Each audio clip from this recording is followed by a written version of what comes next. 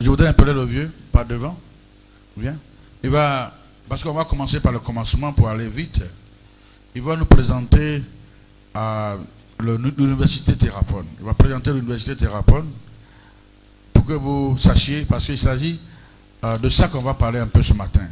Nous travaillons avec une université américaine et je voudrais que vous connaissiez cette université pour que, à partir d'aujourd'hui, vous compreniez que la confession a un partenariat avec une grande université. Alors, comme on a le professeur lui-même avec nous, il n'y a pas une autre personne mieux indiquée que de nous présenter les universités. Merci.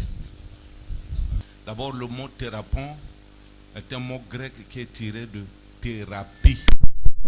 Thérapie, c'est guérison. Donc, l'université chrétienne qui s'occupe de la guérison du corps, de l'âme et de l'esprit des individus, de l'esprit humain. Alors je pense que vous connaissez bien ce verset où l'apôtre Jean dit, bien-aimé, je veux que tu prospères dans ton corps, ton âme et ton esprit. Donc il est très important que nous soyons suivis. Parce que le médecin à l'hôpital, il s'occupe spécifiquement de notre corps quand il est malade. Si c'est la fièvre, c'est le corps. Si c'est moustique, palu, c'est le corps. Si c'est... Quelles autres maladies vous connaissez en dehors du sida? Quelle autre maladie vous connaissez?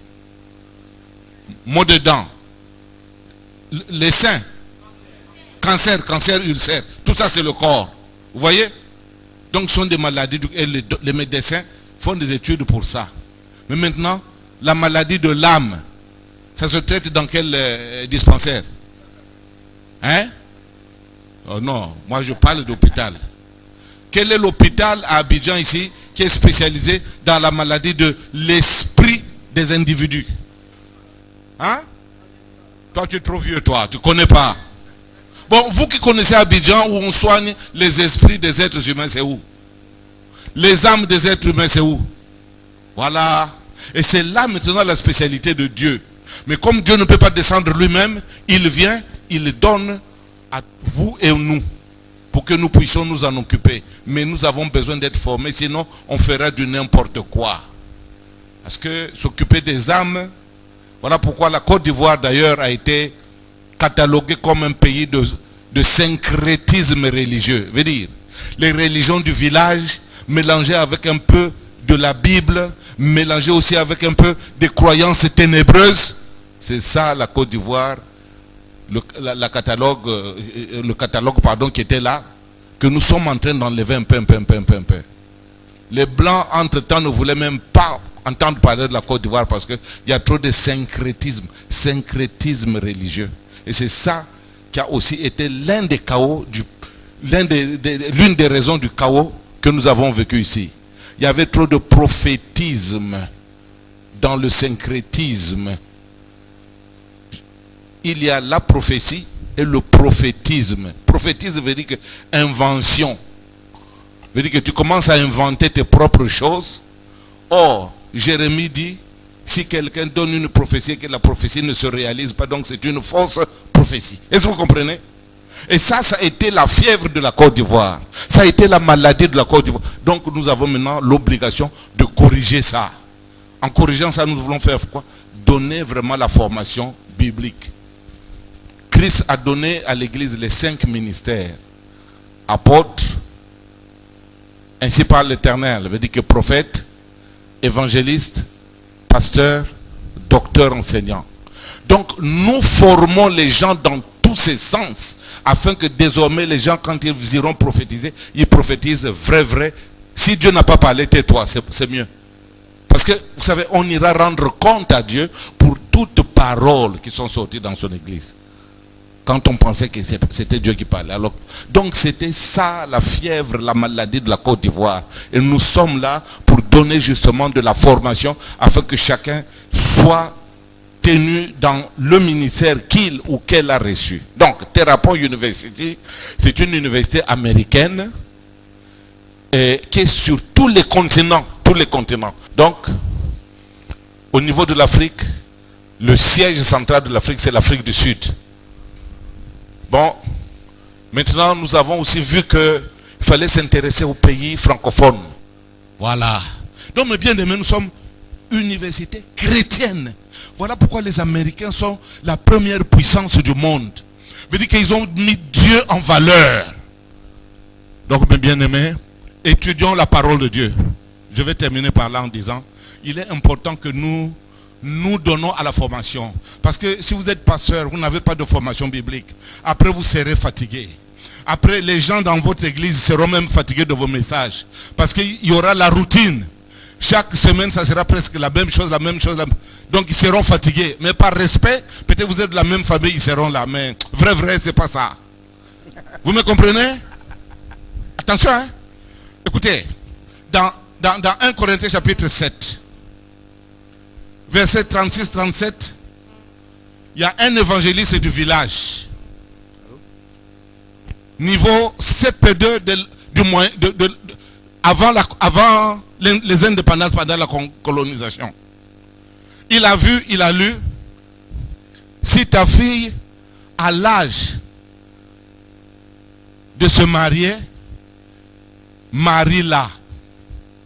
Si tu maries ta fille, tu fais bien, c'est pas un péché, tu ne pêches pas, tu fais une bonne chose, tu peux marier ta fille. Ah. L'évangéliste du village a relu ça encore dans son français en comprenant. Si je marie ma fille, je fais bien. Bon, sa fille avait 15 ans. Bon, ici là, la poitrine est sortie. Elle commence à trembler comme ça. Ici là, elle met aussi propre produit là, elle devenait un peu jaune là, appétissante. Le papa a regardé, il dit, il avale la salive. Il dit comment? Mais ma fille là, ici le sein c'est déjà sorti. Ici là aussi c'est jaune, c'est joli. Hein? Bon, il a relu, évangéliste du village. Si tu maries ta fille, tu fais bien, tu ne pêches pas. Oh! Comme c'est la parole de Dieu qui a dit ça. Bon, il a fait de telle sorte que ce jour-là, il a envoyé maman à la plantation. Aujourd'hui, il faut partir à la plantation. Les bananes là-bas commencent à mûrir, sinon il y aura les singes. Ah oui, je m'en vais. Lui, il est resté là, il appelle la fille. Toi là, je vois que tu commences à devenir jolie. Hein? Oui, papa. Alors, mais pourquoi tu es jolie? Je ne sais pas, papa. Allez, viens là. Hein? Papa a touché ici, il a marié sa fille seulement, eux-mêmes, les deux seulement dans la chambre. Je ne sais pas si vous me comprenez. Papa s'est débrouillé pour marier sa fille. Ah! Biblique dans sa compréhension. Mais je vous dis que, justement, pour ceux qui ont déjà fait la théologie, ici avec nous, théologie systématique ou théologie pratique, nous voyons que mariage, c'est un verbe pronominal. Se marier. Ou prendre en mariage ou donner en mariage. Mais quand nous disons, voici ma femme. Moi j'ai marié ma femme, j'ai souffert. Hein. Tu n'as pas marié ta femme. Tu l'as prise en mariage. Tu l'as épousée. Qui vous a marié? C'est le pasteur. Le pasteur de l'église marie le couple. Voilà le français qui nous fait souffrir. Et cet évangéliste-là du village a marié sa fille. Après 4 mois, voici ventre gros. Maman dit, mais pourquoi ventre gros? De quoi? Attends. Qu'est-ce qui se passe avec ton ventre? Vous savez, quand c'est comme ça, la fille, elle touche d'abord le doigt comme ça dans la bouche. Mais parle! Ah bon? Et la maman aussi, comme le moustique l'avait piqué, on dit, toi là, tu as fait quoi avec la fille? Oh, moi j'avais lu ici, si tu maries ta fille, tu fais bien. Donc moi aussi je l'ai marié le jour que tu étais parti à la plantation, je l'ai marié 4 fois. Ah! Voilà ventre gros.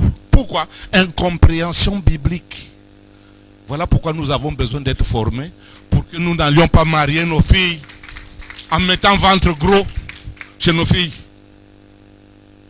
C'est prendre en mariage, donner en mariage et se marier.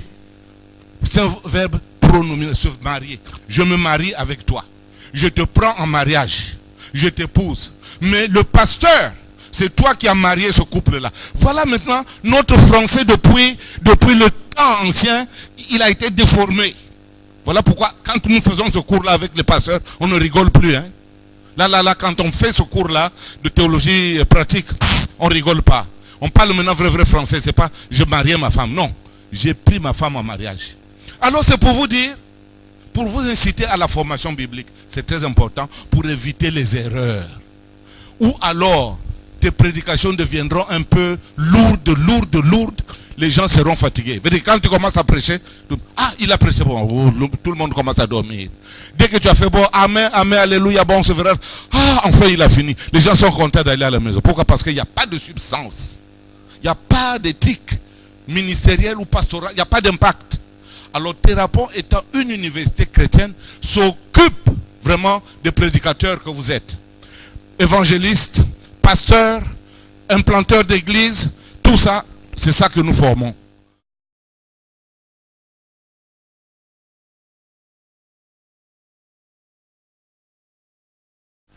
Aujourd'hui, on exige, quand vous faites les statuts et règlements intérieurs, on exige, quand vous prenez le président, on exige son CV. Le vice-président, le trésorier, le secrétaire général, on exige absolument le CV de tous ceux qui sont membres fondateurs. Parce que des fois on a mis des associations, des églises, et puis on dit président, vice-président, trésorier, ceci, cela.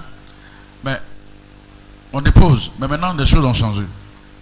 Tout se fait à la lumière. Si vous dites que lui a des trésoriers, il faut que dans le CV on sait qu'il y a une formation. Voilà. Il y a une formation de la comptabilité qui sait gérer vraiment l'argent de l'église. Parce que souvent ce sont des choses qui provoquent certaines polémiques. Ça veut dire que le monde évolue à une vitesse, ne soyons pas en retard. Dieu nous a fait la grâce d'avoir le contact avec l'université Thérapon et qui aujourd'hui est venu s'installer en Côte d'Ivoire. J'ai voulu que cette rencontre pour les pasteurs qui sont à Abidjan, nous retrouvions pour vous partager ce que le vieux vient de dire, papa vient de dire, qu'une chose est importante dans nos jours, c'est la formation. Alors je demande à chacun de nous, c'est vrai, il y a des gens qui souvent, peut-être ils ont fait déjà une formation biblique. Il y a plusieurs types de formation.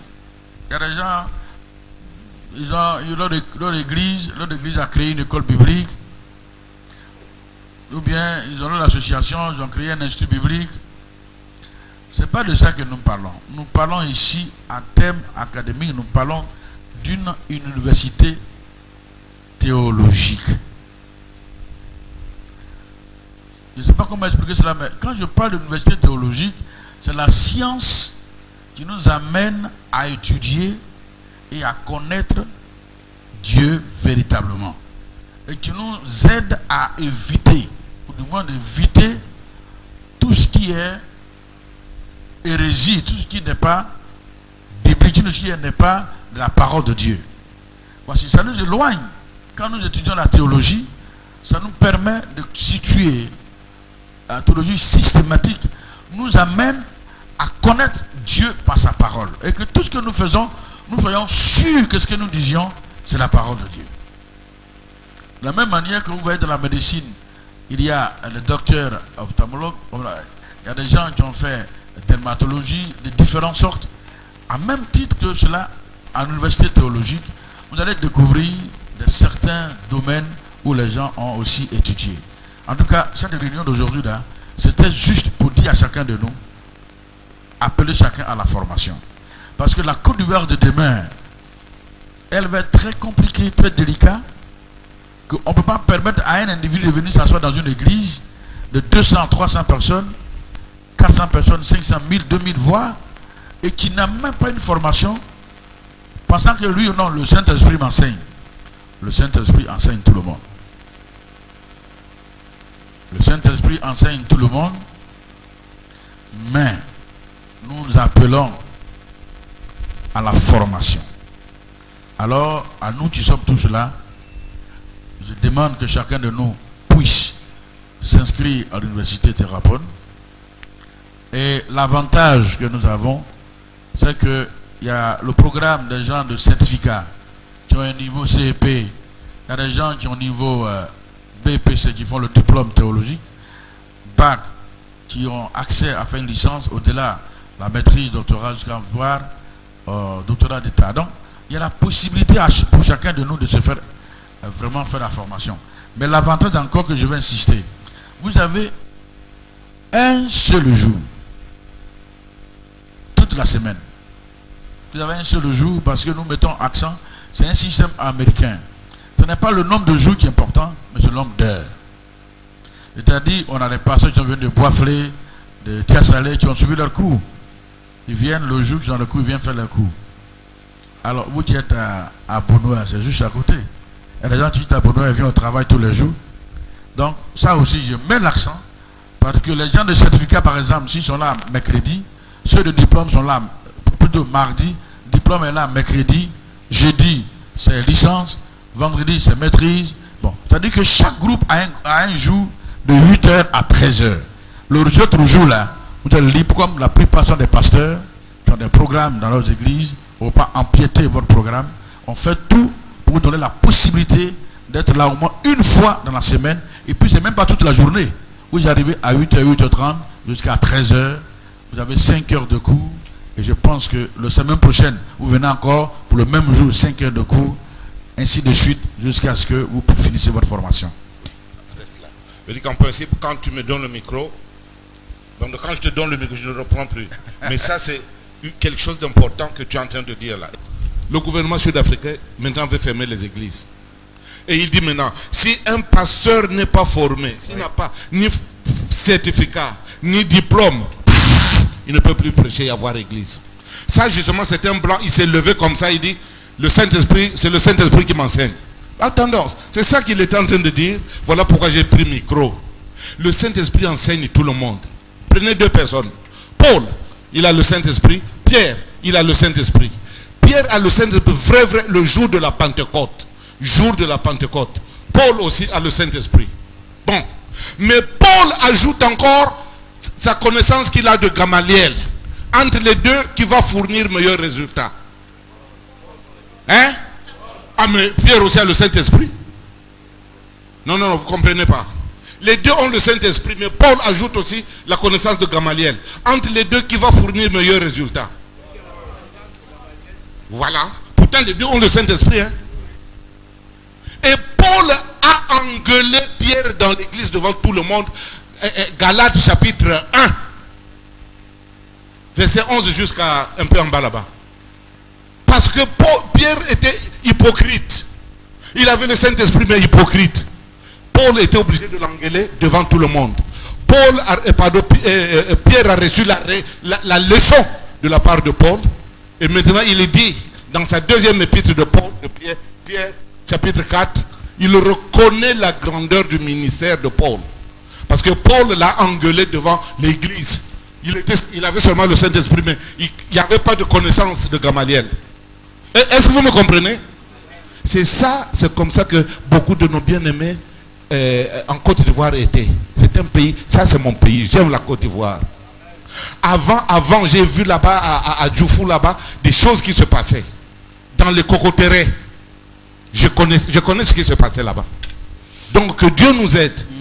Ayons la formation pour piétiner les choses d'Adjoufou entre nos pieds. Je vous assure. Sinon, la Côte d'Ivoire, quand on va aussi dire ici, si vous n'avez pas de formation, on ferme votre église. Vous allez faire quoi? Si vous n'avez ni formation, ni diplôme, ni certificat, on va fermer. Vous ne pouvez plus prêcher. Vous allez condamner qui? Hein? Bon, merci. Alléluia. Alléluia.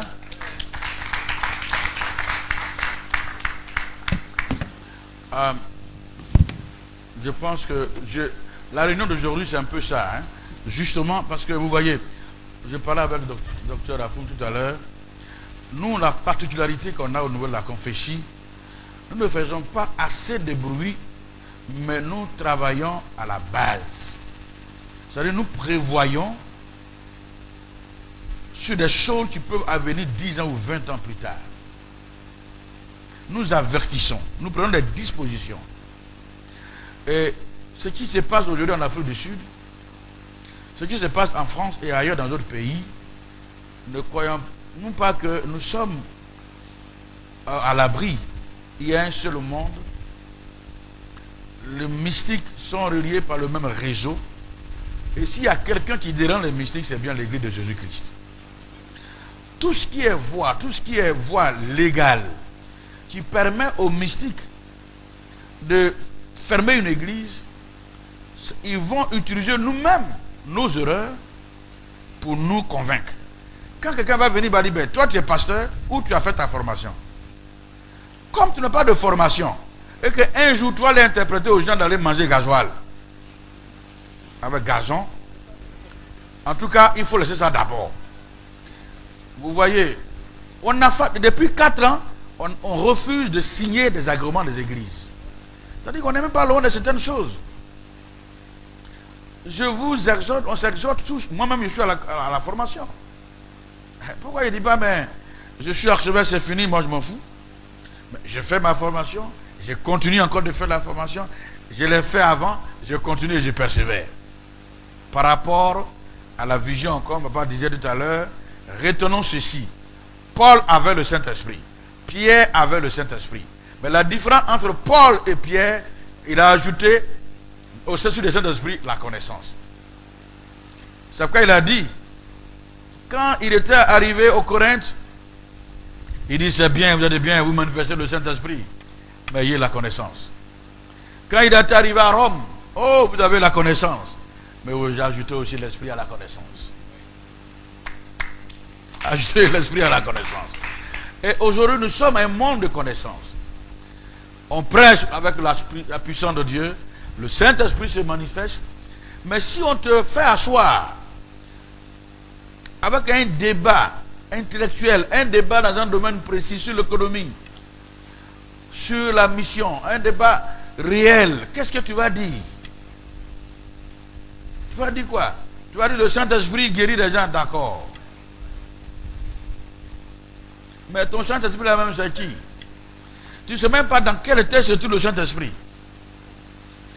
Moi, je suis pour la connaissance. Je vous prie, bien aimé, le monde évolue. Nous sommes en 2017.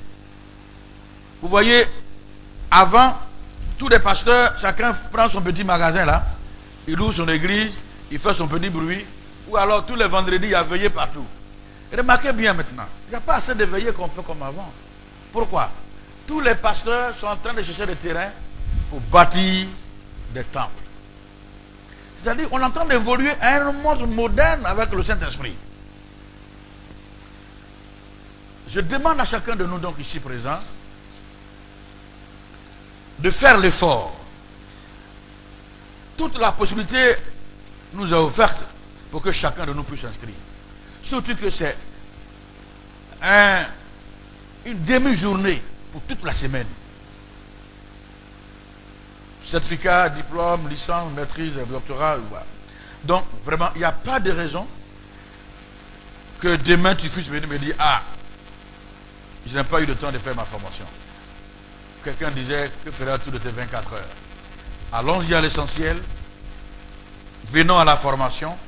Même si nous-mêmes, nous croyons qu'on n'a pas, pour le moment, la possibilité, mais au moins à l'église, j'aurais souhaité que nous qui sommes là, chacun puisse être capable d'inscrire une ou deux personnes, deux responsables de son église. C'est très important.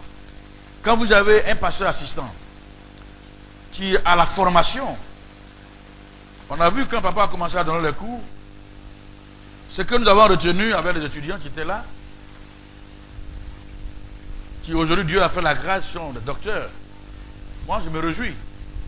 Quelle université en Côte d'Ivoire allait nous aider à faire un doctorat? Mais c'est un miracle. Un miracle. Moi, je suis là, c'est un miracle. Que je vois aujourd'hui, mon bien-aimé. Viens, mon pasteur. Allô.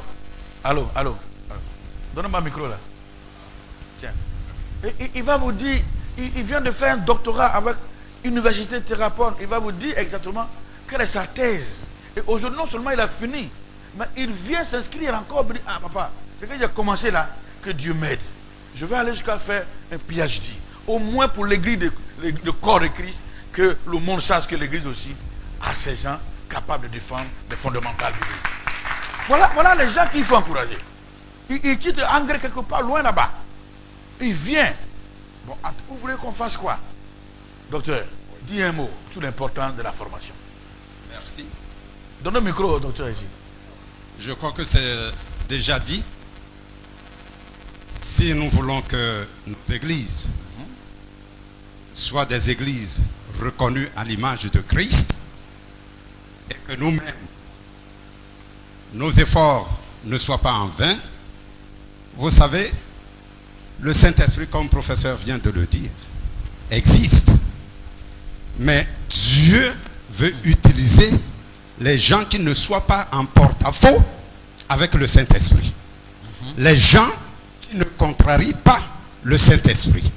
Les gens qui ont déjà le cerveau bien éduqué, vous m'excusez, vous me passez le verbe éduqué, bien instruit. Puisque notre Dieu, c'est un Dieu de pleine connaissance, il va falloir que nous qui devons être à son service aussi, sur le plan social, comme sur le plan spirituel, nous soyons au même niveau que la vision de notre Dieu. Dieu ne veut pas envoyer, vous m'excusez, des bêtes à sa mission, puisque c'est une mission qualifiée de dignité. C'est une mission qualifiée de respect, de considération. Il va falloir que celui qui la travaille aussi reflète les mêmes dimensions de considération, de dignité et surtout de respect dans la société dans laquelle Dieu l'a établi. Donc, l'importance de la formation, point n'est besoin qu'on lui en parle. Point n'est besoin qu'on lui en parle. Un homme bien formé, c'est un lion, pas au sens péjoratif de l'emploi du mot lion, mais dans le sens sociétaire, nous sommes des lions. Puisque l'État même, c'est un lion. Il va falloir que nous le soyons aussi, afin que notre travail, notre vocation aille de mieux en mieux. Que le Seigneur vous bénisse. Amen. Merci docteur, merci beaucoup. C'est un docteur, voilà l'homme de Dieu. Et puis, comme papa disait, à l'université Thérapon, c'est ouvert à tout le monde. Toutes les confessions religieuses, qu'on soit catholique, qu'on soit évangélique, qu'on soit protestant, le frère il est de l'église nazarien. Voilà, c'est ça aussi la particularité de l'université Thérapon. Il n'y a pas de... Vous dites non, non, comme tu n'es pas évangélique, tu ne viens pas. Non, non, non, non. Nous, ce que nous cherchons, et c'est ça qui va nous amener à l'unité dont nous cherchons. Parce que quand nous sommes formés, qu'on a le même rudiment, la même connaissance biblique, nous comprenons que le frère qui est là, c'est parce qu'il était à l'église qu'il n'est pas un frère. Voilà. Donc je pense pour moi que le docteur a tellement bien dit, a tellement insisté, qu'il faut connaître les choses de Dieu, mais aussi connaître les choses, la connaissance de ce monde-là, qui nous équilibre, qui nous permet. Parce qu'il y a un problème. Souvent, on dit, ouais, mais quand l'État veut appeler les religieux, excusez-moi en parenthèse, à certaines instances, on appelle les catholiques, on appelle les musulmans, on appelle souvent les protestants, et puis les églises évangéliques sont abandonnées. On ne les appelle pas. Et c'est moi qui ai mené ce combat d'ailleurs. Mais un jour, il y a un conseiller du président qui m'a appelé et dit, écoute, mon frère, ce que tu dis là, c'est vrai. Mais nous avons un problème avec vous. Un des problèmes qu'on a avec vous, on n'appelle pas quelqu'un à la CI parce qu'il est prêtre. Non. Le prêtre Boni qu'on appelait à la CI, Boni est un juriste. Voilà. Est un juriste de carrière et en même temps prêtre. Donc, en appelant M. Boni à la CI, nous l'avons mis au département des juristes pour réfléchir dans la création des tests en tant que prêtre. Et comme il est prêtre, il va nous dire non seulement de par sa connaissance, mais si nous, on peut déborder sur un test, il va venir nous ajouter le spirituel pour dire attention. Attention, si on déborde, il faut qu'on reste sur le cadre, non seulement qui est intellectuel, mais le cadre spirituel par rapport au peuple. Donc il a double connaissance. Voilà papa, mon père était conseiller particulier du premier ministre d'alors dans un pays. Mais ce n'est pas parce qu'il a un PhD, mais c'est parce que c'est un complet, c'est un homme complet. Tu le prends à gauche, il parle, tu le prends à droite, il parle, tu le mets debout, Bon, quand c'est comme ça, d'abord ce qui est important, vous n'avez plus de complexe. Quand vous avez la parole de Dieu, vous avez le Saint-Esprit, et que vous êtes un intellectuel, mes chers amis, mon secret, mon bâton qui me permet d'avancer, c'est ça. Je n'ai jamais baissé la tête devant le chef de l'État. D'abord, quand je suis devant lui, je le fais savoir qui je suis. Ça c'est clair. Vous m'amenez dans l'économie, nous allons parler de l'économie. Parce que c'est ce que je savais qu'il fallait faire ça. Il fallait étudier.